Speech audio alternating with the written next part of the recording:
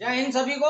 आइए Chauhan civil service class में आप सभी का स्वागत है। और आप सब लोग अच्छे से होंगे। आप सब लोगों की पढ़ाई तैयारी अच्छे से चल रही होगी। लगन के साथ अपनी तैयारी करिए। आईएएस की और पीसीएस की तैयारी पे लगे रहें बिल्कुल। और आज चौहान सर की क्लास में बात होगी भारतीय इतिहास में मध्यकालीन भारत। भारतीय इतिहास में मध्यकालीन भारत में आपको दिल्ली सल्तनत जो टॉपिक था ये पढ़ा रहे थे। इसमें आपके गुलाम वंश, खिलजी वंश, तुगलक वंश, सैयद वंश और अंतिम लोधी वंश, इन वंशों के बारे में आपको बताया था। पूरी जानकारी विस्तार से दी जाएगी, जिसमें आपका गुलाम वंश हो गया था, खिलजी वंश हो गया था और आज की क्लास में बात होगी तुगलक वंश। खिलजी वंश के बाद दिल्ली सल्तनत पर शासन करने वाला जो वंश आया था वो तुगलक वंश आया था। इस तुगलक वंश की स्थापना गयासुद्दीन तुगलक ने की थी। तुगलक वंश का जो संस्थापक था दिल्ली सल्तनत पर, तुगलक वंश का जो स्थापना करने वाला था वो कौन था? गयासुद्दीन तुगलक था। और इसको एक एग्जाम पॉइंट से हाईलाइट कीजिएगा। दिल्ली सल्तनत पर सबसे लंबे समय तक शासन करने वाला वंश तुगलक वंश था। दिल्ली सल्तनत पर सबसे लंबे समय तक शासन करने वाला वंश तुगलक वंश था। और जैसा कि अभी लास्ट क्लास में मैंने खिलजी वंश पढ़ाया था, तो दिल्ली सल्तनत पर सबसे कम समय तक शासन करने वाला वंश खिलजी वंश था। तो खिलजी वंश भी विस्तार से जानकारी है और बहुत महत्वपूर्ण उसमें पॉइंट है। आप वीडियो को देखिए, नोट्स तैयार करिए। आइए बात करते हैं तुगलक वंश। तुगलक ये कोई वंश नहीं था। तुगलक एक ये नाम था जो उसके नाम से ही वंश परंपरा आगे प्रचलित हो गई। जो जो तुगलक है, तुगलक एक नाम था, कोई वंश नहीं था। इसके नाम से ही उस जो आगे क्रमानुसार वो परंपरा फिर चलती रही। और जो ये वंश था, इसका जो वंश किस वंश से था? ये करोना वंश से था।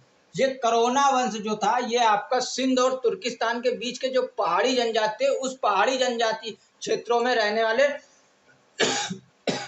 तुर्क जनजाति के लोग थे, जो करोना वंश से संबंधित था।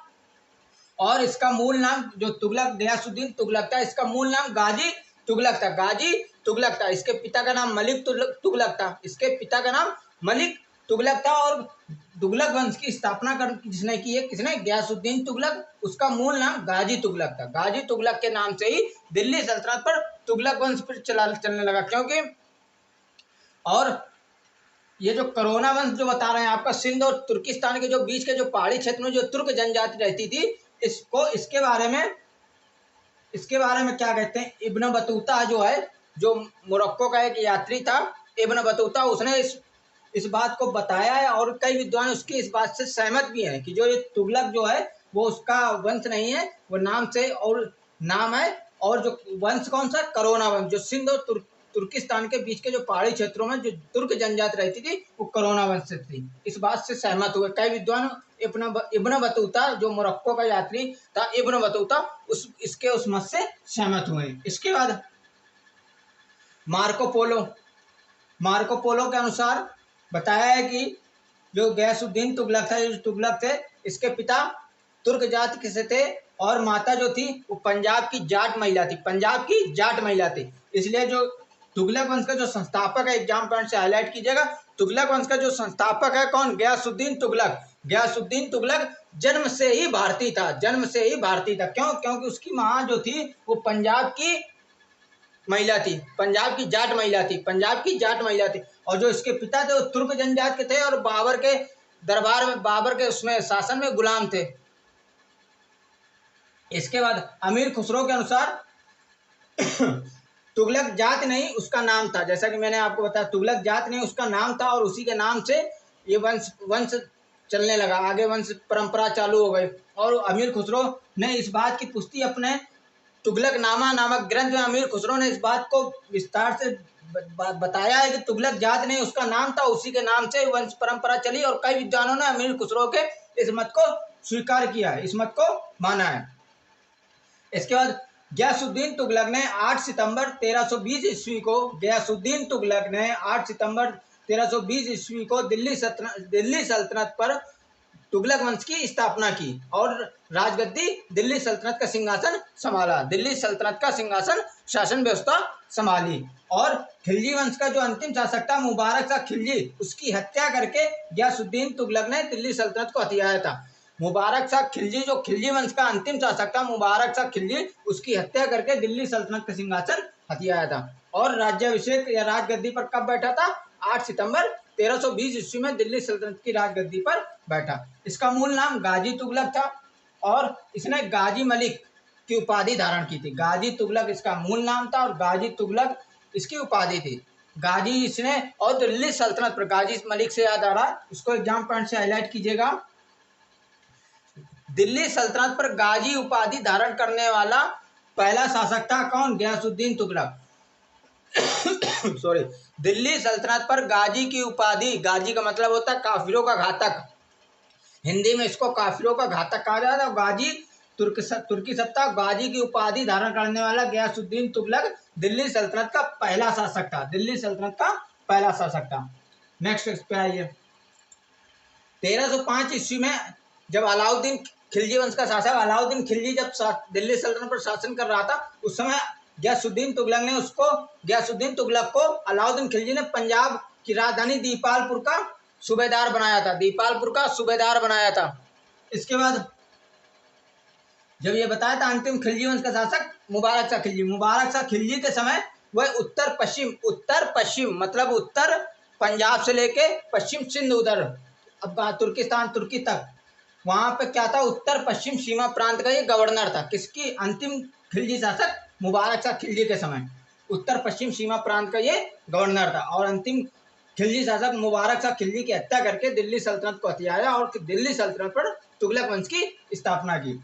इसके बाद अलाउद्दीन खिलजी के समय हुए मंगोलों के जो आक्रमण बताया था, अलाउद्दीन खिलजी के समय सबसे ज्यादा मंगोलों के आक्रमण हुए थे। तो अलाउद्दीन खिलजी के समय हुए मंगोलों के आक्रमण का जो सामना गयासुद्दीन तुगलक ने किया था। अलाउद्दीन खिलजी के समय सबसे ज्यादा मंगोलों के आक्रमण हुए और मंगोलों के आक्रमण अलाउद्दीन ने मंगोलों के आक्रमण से निपटने के लिए, उसका सामना करने के लिए गयासुद्दीन तुगलक को भेजा था। गयासुद्दीन तुगलक को भेजा था और इसने मंगोलों को 29 बार पराजित करके भारत से खदेड़ा था। और गयासुद्दीन तुगलक ने मंगोलों को 29 बार पराजित करके भारत से खदेड़ा था।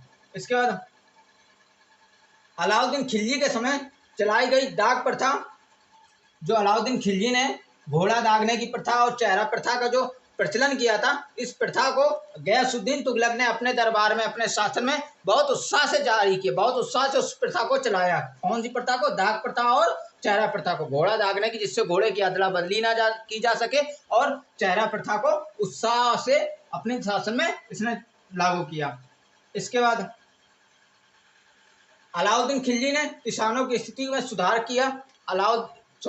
गयासुद्दीन तुगलक ने किसानों की स्थिति में सुधार करना और कृषि योग्य भूमि में वृद्धि करना उसके दो मुख्य उद्देश्य थे। इसके दो मुख्य उद्देश्य किसानों की स्थिति में सुधार करना और कृषि योग्य भूमि में वृद्धि करना, मतलब जो बंजर भूमि, जो कृषि योग्य भूमि है, उस पर खेती के योग उसको बनाना। इसमें इसके ये दो मुख्य उद्देश्य थे। इसके बाद अलाउद्दीन खिलजी द्वारा लागू की गई जो भूमि लगान पद्धति और बाजार नियंत्रण प्रणाली थी, उसके पक्ष में ये नहीं था, उसको इसने नकारा। और भू राजस्व की दर जो थी वो 1/3 निर्धारित की और लगान निश्चित, जो लगान की जो भाई अलाउद्दीन खिलजी ने विश्वा को पैमाइश करा के लगान की, लेकिन गयासुद्दीन तुगलक ने लगान निश्चित करने के लिए बटाई प्रथा को फिर से प्रयोग किया। बटाई जो प्रणाली थी, लगान निश्चित करने के लिए जो बटाई की जो प्रणाली थी, उस प्रणाली को गयासुद्दीन तुगलक ने पुनः लागू किया। और सिंचाई के लिए नहरों का निर्माण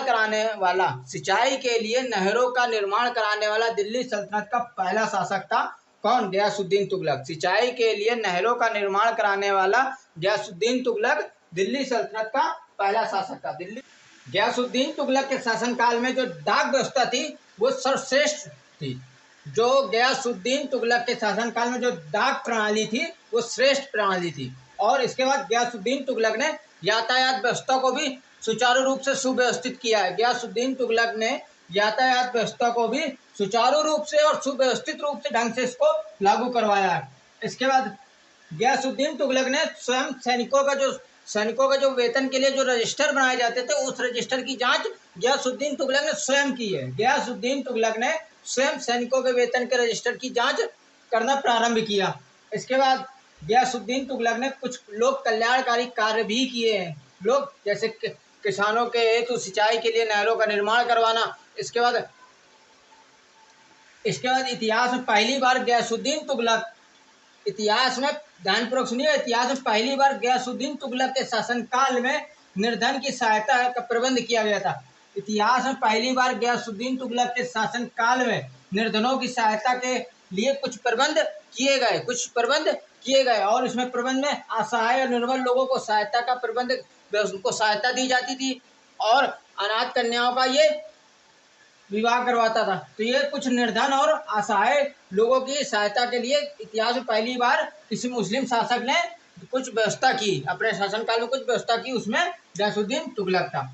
इसके बाद गयासुद्दीन तुगलक के सैन्य अभियान। गयासुद्दीन तुगलक का पहला सैन्य अभियान तेलंगाना पर हुआ था। पहला सैन्य अभियान तेलंगाना पे किया गया था, जिसकी तेलंगाना की राजधानी वारंगल थी और जो वहां का शासक प्रताप रुद्रदेव था। इस तेलंगाना पर अलाउद्दीन खिलजी ने इसको अपने अधीन कर लिया था। तेलंगाना पर आक्रमण करके अलाउद्दीन खिलजी ने इस पर अपना आधिपत्य जमाया, किंतु अलाउद्दीन खिलजी की मृत्यु हो जाने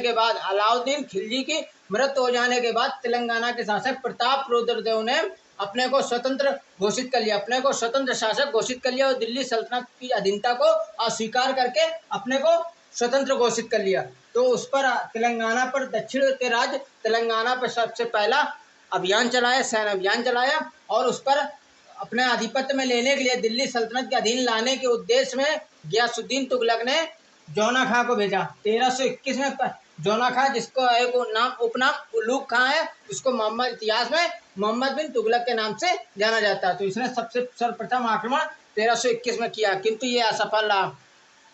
इसके बाद 1323 ईस्वी में गयासुद्दीन तुगलक ने पुनः दोबारा जौना खां मोहम्मद बिन तुगलक को दिल्ली सल्तनत के प्रभुत्व की पुनर्स्थापना हेतु दक्षिण भारत भेजा, दक्षिण के भारत पर भेजा, दक्षिण राज्यों पर अधिकार के लिए भेजा। इस क्रम में जौना खां ने पुनः 1323 पर तेलंगाना पर आक्रमण किया और तेलंगाना की राजधानी वारंगल, जहां पर काकतीय शासकों का राज था, और मदुरै, जहां पर पांड्य शासकों का राज था, उसको जीतकर दिल्ली सल्तनत के अधीन किया। उसको जीतकर उस पर अधिकार करके उसको दिल्ली सल्तनत में मिलाया, दिल्ली सल्तनत पर मिलाया और दिल्ली सल्तनत के अधीन किया और तेलंगाना का नाम बदलकर